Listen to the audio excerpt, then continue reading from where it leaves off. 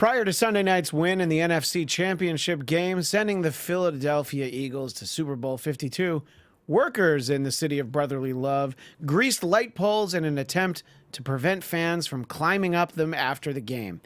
Washington, D.C. police are routinely forced to make a similar move every time there's a new story about special counsel Robert Mueller's latest activities. Oscar nominations are out, and 9 films have been nominated for Best Picture. But alas, only one can be wrongly announced the winner. It was revealed earlier today that Attorney General Jeff Sessions was questioned for several hours last week as part of the special counsel investigation. No word who filled in for Sessions at his day job, working inside of a tree where he personally hand makes dozens of delicious Keebler cookies and crackers. Steve Bannon has agreed to be interviewed by Robert Mueller's team to avoid going before a grand jury. Bannon figures that'll be easier for him since a grand jury means he'll probably have to face minorities. Special counsel Robert Mueller is seeking to question President Trump in the coming weeks about his decisions to oust National Security Advisor Michael Flynn and FBI Director James Comey. Trump has already paid himself $130,000 to keep his mouth shut. Senator Dick Durbin says freedom of the press is essential to the future of our democracy and also essential to the future of the Kardashians. And the Pentagon says it killed 150 ISIS fighters in an airstrike in eastern Syria during the U.S. federal government shutdown. Just imagine if the government had been shut down for an entire week. We could have wiped out all of ISIS, the Taliban, and maybe even gingivitis. A Danish inventor has been charged with killing a reporter on his private submarine. He then stole the Empire State Building and is holding it hostage inside an ancient Egyptian artifact. That's my favorite one. A Missouri State University student who feared he swiped a potential sweetheart out of his life with a dating app has emailed every Claudia on campus in an attempt to find her. Interestingly enough, in high school, he was voted, quote, most likely to take stalking to the next level. And finally, Steve-O proposed to his girlfriend. It was so sweet. He got down on one knee and fished the ring out of a pile of cow shit he had just dumped over her head. The Trump Report starts now. You're tuning into the destination for TV superfan discussion, AFTERBUZZ TV. And now, let the buzz begin. You know, it was kind of an easy choice. Public Enemy shut him down for this week's song, and I expected the shutdown wouldn't be over already. But you know what? It's what we're going to talk about. Well, it's one of many things we're going to talk about. And anytime that you have an opportunity to remind people that Flavor Flav wasn't always a cartoon character on reality shows. Anyway, welcome to the Trump Report. I'm Christian Bladt. You can find me at ChristianDMZ. And don't forget to follow the show. Like, seriously, don't forget to follow the show. We haven't gotten a new follower in a long time. We're at Trump Report ABTV. Twitter only, no Instagram. And thanks, as always, to Tamra. Where can people find you? You can find me on social media at Hey Tamra, and on Twitter, just add a little underscore to the end of that. Hey Tamra _ And Tamra Brown. I just said Tamra. I didn't. I just figured people knew you by this point. I think people. Have you moved on to Cher or Madonna status? Kanye. I know it's Kanye West. Moment, but yeah, exactly this moment. I did when it. it happened. And Scott, you were here for this. Congratulations. As always, the other end of the amazing. desk. Well, not always, because you weren't here last week. I wasn't here last week. I was out in the middle of the almost Gulf of Mexico, but I'm back. Floating around. Did you have to tunnel under the wall to get back? No, actually, I was able to come back to the States, and they let me back in. I can't believe it. Well, I did notice that Chelsea's not here, so she must have been with you and was stopped on the way back. Anyway, unfortunately. And where can people find you? You guys can find me on Twitter at sman80. That's sman80. Well, there's so much to talk about, and I want to dive into the chat first because there's a comment that I know will drive Scott crazy. Our friend Storage Yard Resident was there in the chat, and he wanted to point out. He wanted to point out that Trump has now been president for over 1 year. Yep. Adding only 7 more years to go. And I said, I can't wait to read that comment on the air. Yeah, Scott will no doubt cry. And he said, someone will have to buy you a box of Kleenex. So, Oh, that's great. There you go. Anyway. Yeah, I'm still going with he won't finish out this term. But Do you think he'll finish out this year? Possibly, yes. Because it's a Next slow year, process. Yes, But next year. you think he won't even run in 2020 because... If he's not already resigned or forced out or impeached or whatever happens in the next couple of years, if he does not think he's going to win again, he will not run. I always want to know what the One-hit update wonder. is. I One-hit know. wonder. And I think if anybody's going to know what's going on with this, it's you. It's this guy. Yeah, it's this guy right here. Anyway, there was indeed, it's probably so far in the rearview mirror, it's hard to remember at this point, but there was a government shutdown. I know, it's true. It really did happen. And it was a 3-day government shutdown. And you probably didn't notice, unless you're actually a federal employee. But other than that, you probably didn't notice. And if you did notice, you probably noticed, like, hey, everything's going a lot better than when the federal government is open and on my back. But so the Senate Democrats, some would say, buckled under pressure to adopt a short-term spending bill to fund government operations through February 8th. My birthday, by the way, so that's my subtle way to make sure that Put it everybody in your knows. calendars now. Yes. Yeah, so we'll see if we get another government shutdown. Well, that's not going to matter to me. I guess it'll be a birthday present. It'll be more interesting to talk about, but we don't really want that. I want to start with you, Scott. What do you think about there only being a 3-day government shutdown and sort of relatively quickly, by some people's estimation, giving in to the Republicans? Well, I mean, because the sequel is going to happen in 2 weeks anyways, February 8th, potentially. I think the biggest issue has been the messaging from the Democrats' side, because they have not had a clear message, even really going back to 2016, and it is still a problem even going into the midterms. They just do not have good messaging, and they should have been better at that to begin with. But they got one thing off the table, which was CHIP, and that was a big deal, and that's now off the table for the next 6 years, well after Trump is out of office. And that's an interesting thing, because that's obviously very important to a lot of people. Important. We were taking my daughter just for some surgery, the planned surgery, to Children's Hospital LA, and there's a huge sign by the cafeteria and how many days it had been since there was funding for CHIP, as it were. So it was one of those things that, it's not like I didn't know about it, but it certainly wasn't on the forefront of my mind. But of course, at a children's hospital, they're like, "Oh, by the way, here's where we are with that." So it's good that came out of it. Yes, and that was a big thing, because that's 6 years now. So that's Yeah. not even going to be back on the bargaining table until well into the mid-20s. Of President Warren. Is that what you? That's what Drexel was. I'm glad you laughed at that. running for re-election then in 2024. That'll be the next time we have to deal with that. Okay. So that's a good thing, and because it's only 2.5 weeks away until we get the sequel potentially, And my birthday. Yes, and your birthday. That gives hopefully time for people to really start focusing in Congress on what they want to do with DACA, and I think it even though the blame still primarily by polls went to the Republicans, which it should, because they are running all branches of government, it wasn't going to look good for Democrats the longer they held out either, and because they're not good at messaging, it was just going to look poorly on them. And they knew that also the people that it was hurting were the government employees that don't make a lot of money, and it does affect the government like 0.1% every single day that the government is shut down. So it's not good for the economy. And so as it turns out, it was probably better to get everybody back on, give a couple more weeks to really work out an important deal, instead of, again, trying to cram something through Congress for another temporary spending bill, which is still, by the way, the Obama budget too, that they keep piecemealing it and going down the road. So we really haven't gotten into the full Trump budget yet until we can really get a good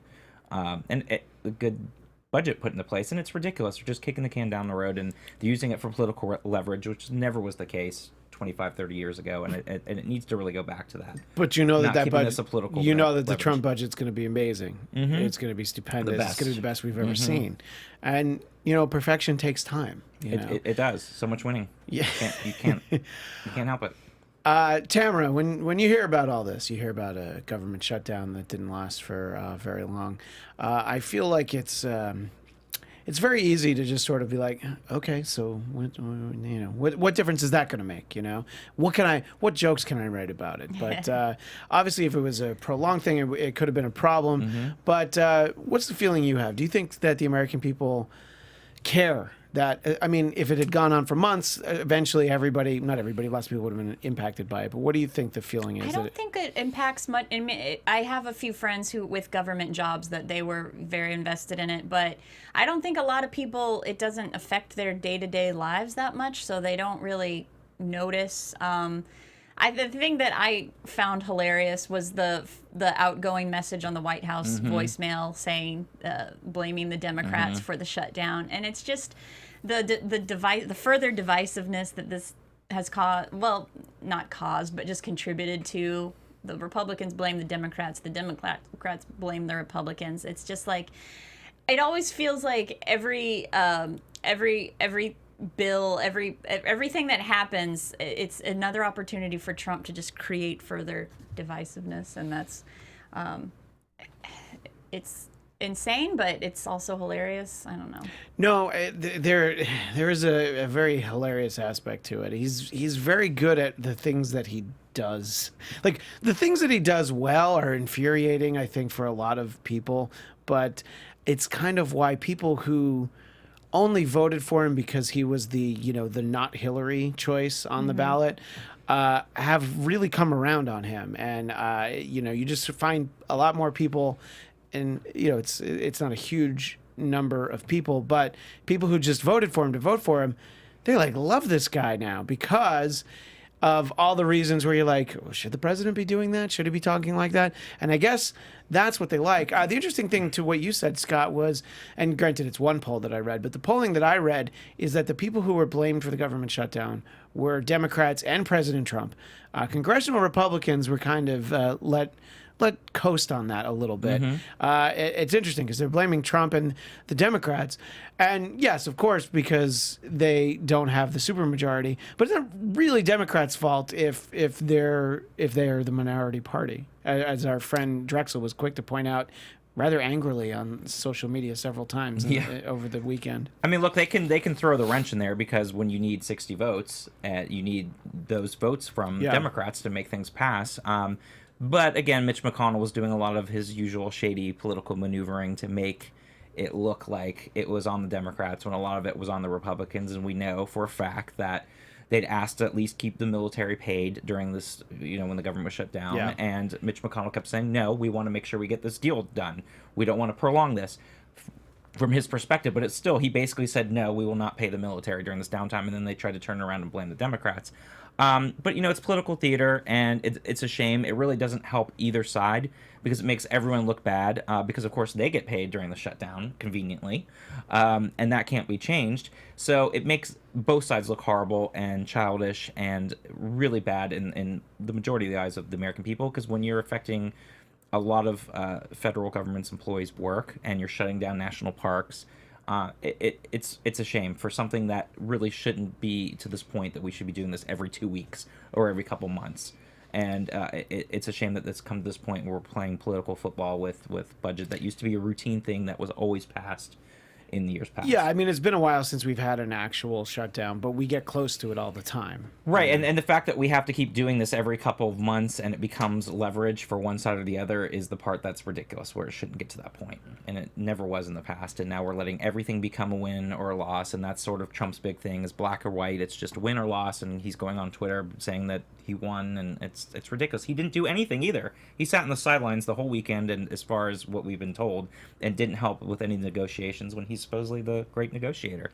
Look, golf isn't going to play itself, all right? What were you going to say, Tamra? Didn't Chuck Schumer say, he conceded, we will fund the wall if you concede that the dreamers currently in the country can stay in the country? Yeah, and I think neither of those things is going to happen. So. No, but that's the thing. Is Stephen Miller came back, but, and that side said no. Yeah, but the thing of it is, for a Democrat, a prominent Democrat like Chuck Schumer saying we will fund the wall, nobody on the Republican side makes such a statement completely contrary to their party the way that Democrats do. Right. And that's what is very difficult. What's damaging for the Democratic Party are things like that, where the Republicans stay so steadfast to their issues, however they may not make sense, but it caters to their base and their party, where the Democrats will say things that don't, and then they're losing their own people. Right. Those people aren't going to be as motivated to vote because they're not feeling like the Democrats are taking care of them. And then on top of that, when you don't have a good messaging like the Republicans do, that's even more people that feel confused or convoluted, or those independents that might be likely to vote Democrat don't, because they don't know what they're standing for anymore, and they're not pushing back. And that's what Republicans are good at. Like you said, they will just keep going with whatever it is and keep bulldozing through, no matter how wrong or ridiculous it is. And that's where we get into situations where we are now. And you have so many people on social media that keep telling the Republicans on their base, it's like, no, they call it amnesty, of course, like nothing for DACA, nothing at all. And so Republicans are not going to have to deal with that as well, saying that they have a hardcore base that's frothing up at the fact that there could be any kind of allowance for these DACA dreamers, and they want none of that to be allowed. So it's going to be tough for both sides to compromise on this, I think, too. Yeah, you get the feeling that Democrats are maybe a little hungry for a win. I mean, you can point to the fact that Republicans didn't really get much done last year. In fact, I think there was a quick bit on Saturday Night Live. Yes, that was hilarious. Where it was like taxes and a government shutdown. Yeah, taxes and government shutdown. And so you can both take some credit for the government shutdown, right. But that's kind of all they got. So you get the feeling that it'll be at a point where Schumer's going to be out there, Pelosi, like, look, what do you want? You want gay marriage? Take it. Roe v. Wade, yeah, we'll roll that over. Just give us something that we can point at that we did. We'll give you everything. It's a funny way that, let's see, who was it? R. Scott Brown in the chat said Republicans bring a big bag of knuckles to a fight, and Democrats bring a big bag of feelings and ideas. I thought that was very well said. Thank you. R. Scott Brown, yeah. Big bag of feelings and ideas. That's what we like this show to be, a big bag of feelings and ideas. Lady Goth says that Republicans never compromise. They may change when public opinion and money change, but Dems always fold. I mean, somebody's got to fold, and it's sort of their turn right now, where they have to be the ones to give in, because it's like how Republicans tried to hold everything up to overturn Obamacare so many times. It's like at some point you can keep doing that, or you don't want the bad PR of troops not getting paid, as the example that you mentioned. Right. We will see how this pans out in 2 weeks. We'll have a little something that comes up in between then, and we'll talk about it later. The State of the Union address, but we won't talk about that just yet. That's going to be fun. But as we were joking around about at the top of the show, there is some Robert Mueller news. And Scott, I'll ask you first. The revelation that Jeff Sessions already spoke to the committee. Do you get the feeling that there was nothing like crazy from there, because it would have been leaked already if it was? Well, I also think it'd just be him being like, I don't recall. Exactly. Yeah. I can't remember. I don't recall. Oh, golly. Yeah, I mean, that's pretty much, everything that happens. So that's what I think the whole transcript would be, was just a bunch of that. And the interesting thing about this prospect about President Trump appearing is there's a lot of negotiations. I was watching, I think CNN earlier today, and the idea is that fake news. I was watching fake news, and we will talk about fake news a little later, by the way. And I was watching fake news, and they were talking about the idea that he'd like to get the questions ahead of time, maybe some of the questions ahead of time, some of his answers written, some of it. Who? Jeff Sessions? No, President Trump. Yeah, and so it's a negotiation. I just feel like, the way that Trump operates, he's just trying to secure the TV rights so he can put it on pay-per-view because of how much interest there would be. Like, you can say a lot of things about him, but he's not an idiot when it comes to putting on a show. Right. I mean, Schwarzenegger was better at hosting The Celebrity Apprentice than he was, but that's besides the point. So I think it's interesting. There's like all Here these... we go with the divisiveness. Yeah, exactly. All these negotiations. Two entertainers that are failed politicians. There we go. They can both have that. They can be equal with that. I think Arnold can point to a few more successes. Well, I think so too. That's what I was going to say. Yeah. I think he was better at Apprentice, and he was a better failed politician. All I know is that when Arnold was governor, it was a lot cheaper to renew your car registration. That's true. And a few more illegitimate children. Yeah, right, exactly. Maybe. It was tough on housekeepers. I'm not saying that. But anyway, so I guess it's interesting because people do get excited about it, and that was what I was joking about. But Tamra, do you think there's really, nobody's going to get what they want out of these hearings. Trump will say something that he doesn't mean to, but it's not going to be like, oh my God, he just said Putin and I are best friends. I feel like, for this whole presidency, it's like, oh, the Democrats are like, it's about to come out. Yep. It's about to come. Here we come. It's like the John Oliver thing where he's like, we got him kind of thing. It's like we keep waiting. And then it's just a letdown every single time. That was a boring movie. Like, nothing happened. It's just, I don't think nothing significant is going to be unearthed. Yeah, as R. Scott Brown's pointing out, it's like the cognitive assessment that he took. He didn't really get that much out of it.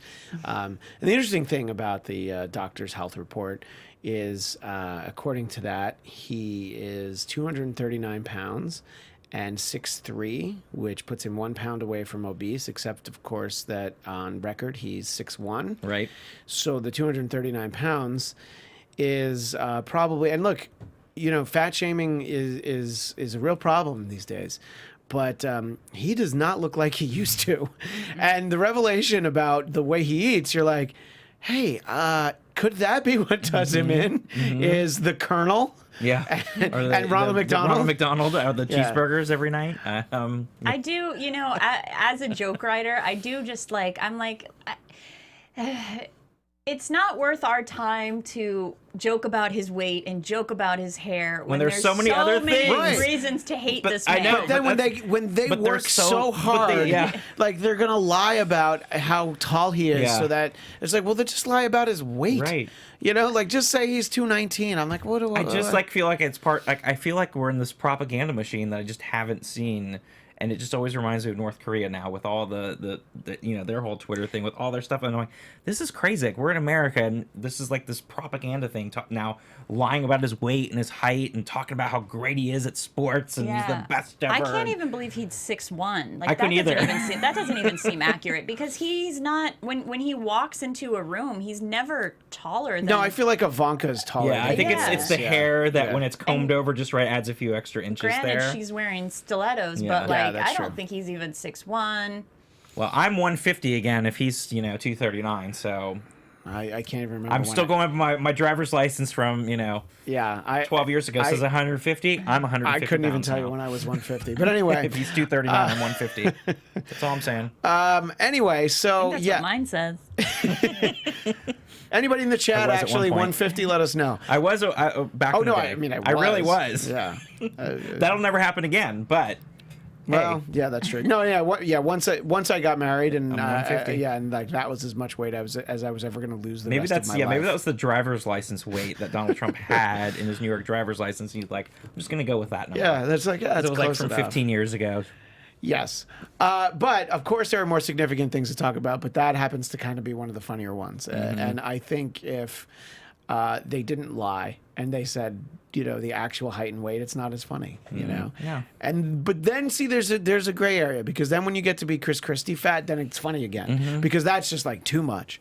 But and by the way, Chris Christie has literally fallen off the face of the earth. He will not, actually that's not true. He will be heard from again. You know what? I'll look it up. I'd get the story wrong. There is something about him that I didn't prepare for, but now that he came up, I wanted to talk about it. By the way, R. Scott Brown says, ironically, the Colonel is Trump's nickname for Sessions.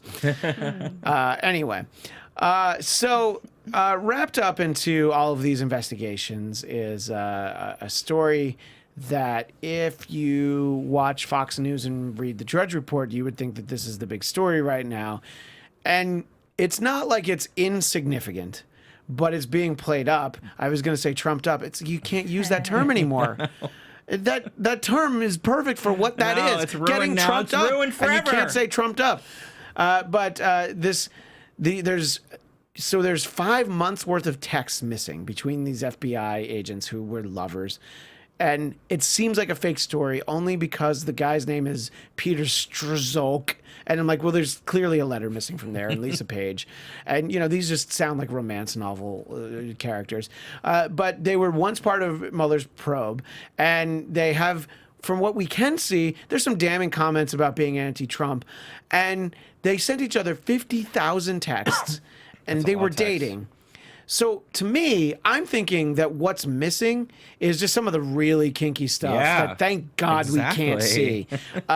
You know, maybe in there's a couple of like, What do you mean, thank God we can't see? What's the... Well, I mean, I would enjoy it, but I'm saying the general audience probably. I'd be curious. all right, I'm curious now that you outed me. But you know, I feel like that. You know, I mean, it's interesting, and there's this talk about the secret society that met to try and make sure that Trump wasn't able to be seated. I mean, and this isn't even like going down the InfoWars rabbit hole. This is from, I don't know. So you have your legitimate news, you have your crazy news, and then in between is sort of like, you know, for headlines, I think actually Drudge Report is very useful as an aggregate. Yeah. Then click on through and make sure you see where it goes. It's like the clickbait. And a lot of them go to places where you're like, all right, I trust this source. And then there's a couple on the side that you're like, whoa, what's that? But I always think it's a good place to start. Scott, so this story, why do you think it's so important to the right? Is it because it's the one thing they have? It's like collusion against Trump. Exactly. Yeah. They feel, and again, this is something that's been going on a while, and I still think if, you know, the investigation comes and it brings Trump down, just saying that... you left out the word when just now? Yes, when it happened. But...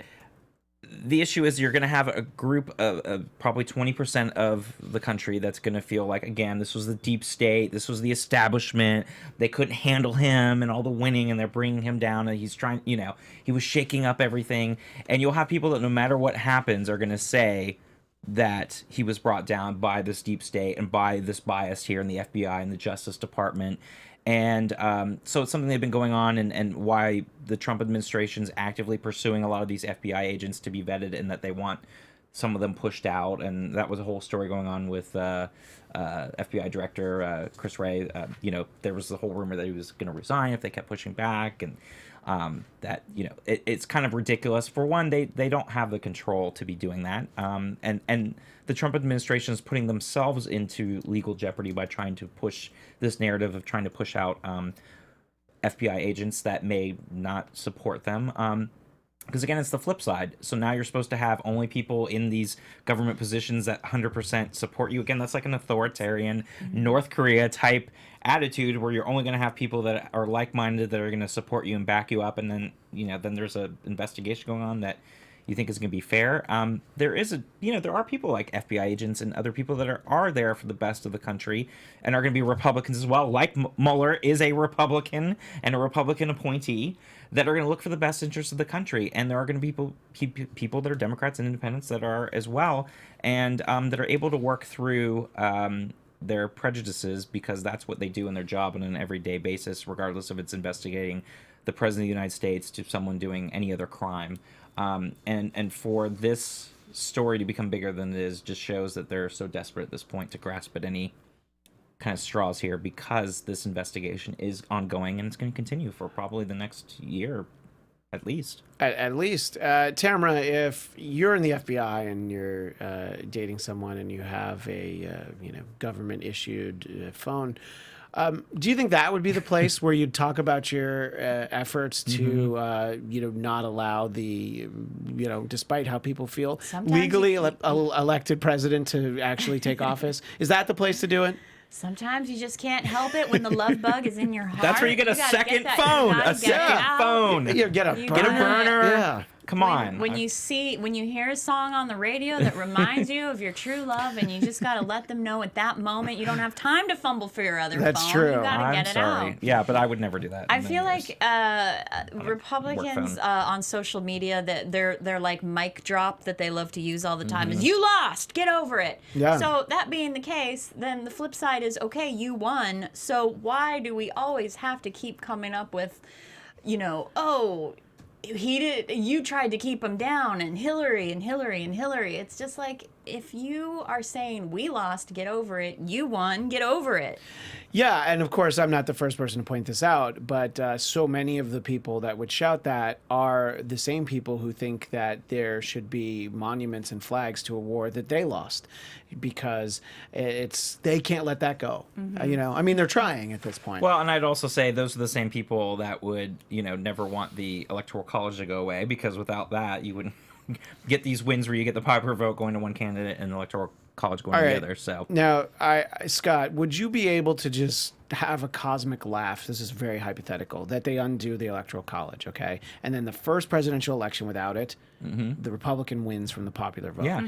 But the Democrat would have won Yes. the Electoral College. You'd have to laugh, You right? would, and because it's like, oh, I guess we shouldn't have undone it. But that's the thing is like a lot of the states, because there's that compact Yeah. that's been going on for years, and none of the Republican states are signing on to it. So Yeah. it is one of those things that would- it's a very hypothetical. no, but yeah, it could easily and it could easily happen when the population shifts now in the next decade. Absolutely. So very quickly, what I wanted to talk about with Chris Christie, just because I thought it was so funny, was he was stopped by the TSA at Newark Airport for evading security checkpoint because there is sort of a VIP entry he used to use as governor, and he was stopped and slowed down, and of course the karmic aspect of this is that the TSA is run by the Port Authority, which ties into his Bridgegate scandal. So I guess Chris Christie will probably still be in the news because things like this will continue to happen. I think at some point he's going to have to move out of New Jersey.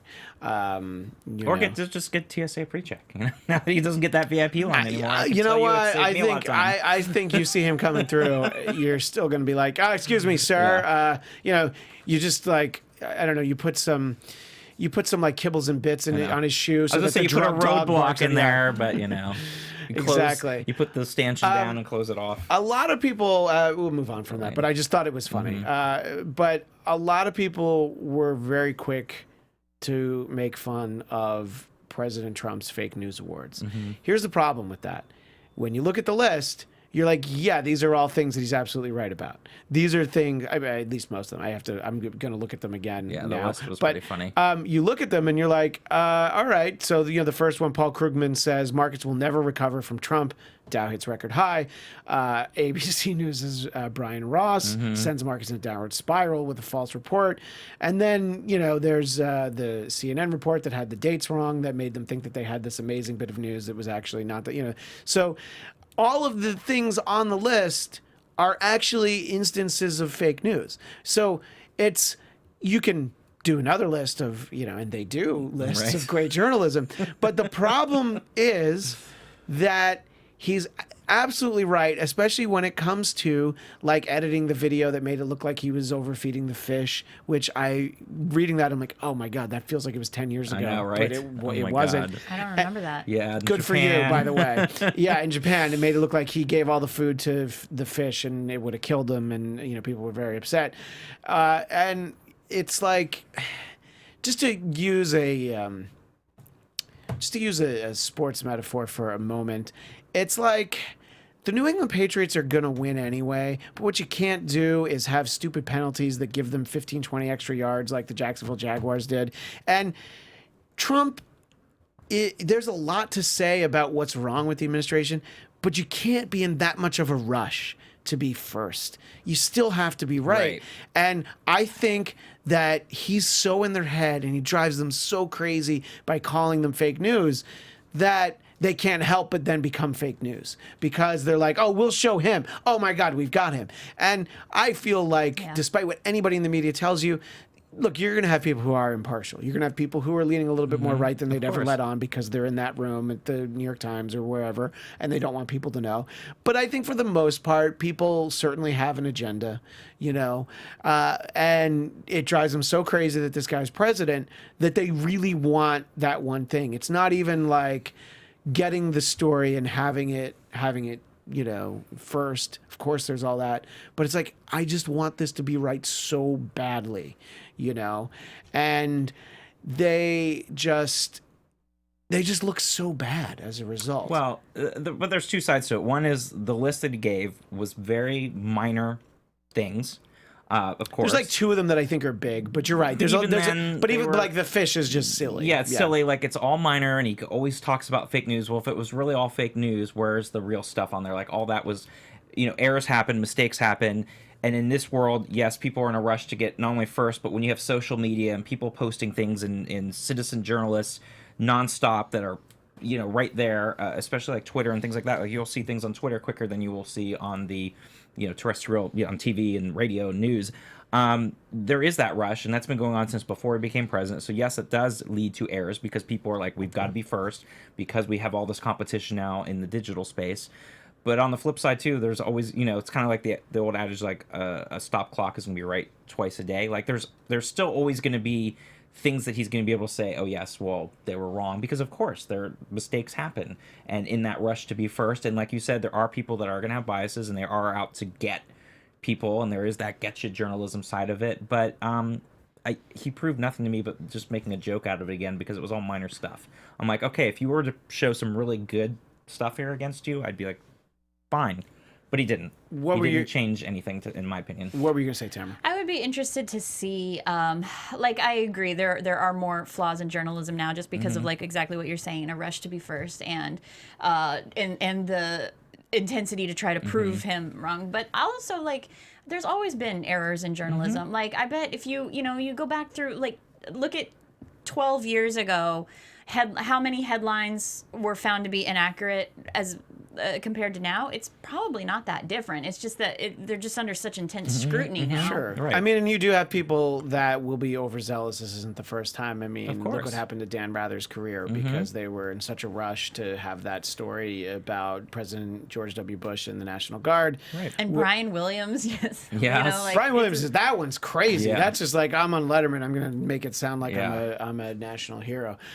Anyway, let us know what you think in the chat about the fake news awards, and if you're watching the archive, you can still comment on YouTube or on iTunes. We only have a couple minutes left, and this is the big announcement that next week we will be on at 7:30 p.m. Pacific, or right after the State of the Union. So if the State of the Union goes a little bit past that, which you were both on the email chain with Drexel. Drexel was like, oh, you know what? Trump's going to talk for maybe an hour. I'm like, are you crazy? This is...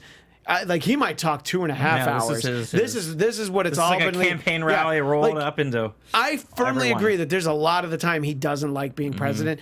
Next Tuesday night is going to be one of those moments when he loves. That's his spring dance recital. Exactly. That's what they So we will be doing a special live coverage at either 7:30 or right after 7:30. I hope it's closer to 7:30. I don't want to hear him talk for that long. For one, it's going to make me ill. But two, I want to get don't want to be here all night either waiting for him. No, we've already had long night here back on election day, Scott. But in our final minute, what's Scott first, and then I'll ask you, Tamara. What's the one thing you hope to hear from the State of the Union address?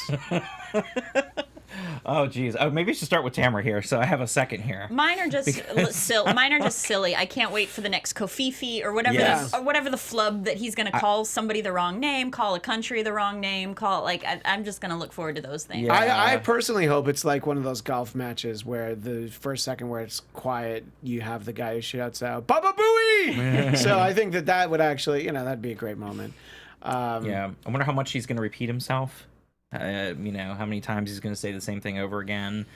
Is he going to go off script like he loves to do and go off the teleprompter, or is he going to be really well spoken in this time because he knows how important it is, and his handlers are going to be like, do not go off script. And look at that teleprompter. The thing that I don't think we'll get will be outbursts. There have been outbursts during the State of the Union during President Obama's. Like Joe Wilson, you lie. There were a few of those, and I feel like the key here is to be on your best behavior. You just go ahead and let him go out there and do all that, and you just take mental notes for what you're going to edit into your commercials. Yeah, for the midterms, and also just do all that. Our Scott Brown did have a funny comment here that we'll go out on this. When asked why she wasn't making the trip to Davos, Melania Trump responded, "I have scheduling conflicts, 130,000 of them." So that was funny. I did hear that, and the entire White House is going to this thing, so. It's so, like the entire cabinet. It's kind of ridiculous. Yeah, well, it's just like I don't want to hang out with those losers. It's the first time all those people. The first time a sitting president has gone since Clinton, so it's been a while. In any case, we have so much to look forward to for the State of the Union that we'll bring in reinforcements. We'll have Drexel here. I think Chelsea will be back, so that means somebody's on the couch. We're gonna have to thank God pot is legal in California. We're gonna have to get through it. We're gonna have to draw straws. In any case, Christian's on the couch. you know what? I'd like to put my feet up. You know what? Whoever's on the couch should actually lay down like they're getting therapy. Yeah. And my vote's for Drexel for that Yes. reason, because Drexel I think is gonna need some therapy after having to sit through a State of the Union address by President Trump. We all will, though, actually. And this is a nice shout out in the chat. Wellington Smith, Michael Burnham for president. Wellington Smith referring to one of the other shows I do here, Star Trek Discovery on Star Trek Weekly. So welcome, Wellington. Anyway, Yes. we'll be back next Tuesday night, not at 7 o'clock, but 7:30 or maybe a little bit later. Somewhere between 7:30 and 8 we'll be on. The latest we'll go on is 8. So if he's still going, then maybe we'll do a dramatic reenactment or something. In any case, until next Tuesday, you should follow the show at Trump Report ABTV on Twitter, and I'm at Christian DMZ, Twitter and Instagram. Tamra, where can people find you? I'm at HeyTamra_ on Twitter. And I am at SMan80, SMan80 on the Twitter. And we will see you next week. Thanks, everyone. Bye. From executive producers Maria Menounos, Kevin Undergaro, Phil Svitek, and the entire AfterBuzz TV staff, we would like to thank you for listening to the AfterBuzz TV network. To watch or listen to other after shows and post comments or questions, be sure to visit AfterBuzzTV.com. I'm Sir Richard Wentworth, and this has been a presentation of AfterBuzz TV. Buzz you later. The views expressed herein are those of the hosts only and do not necessarily reflect the views of AfterBuzz TV or its owners or principals.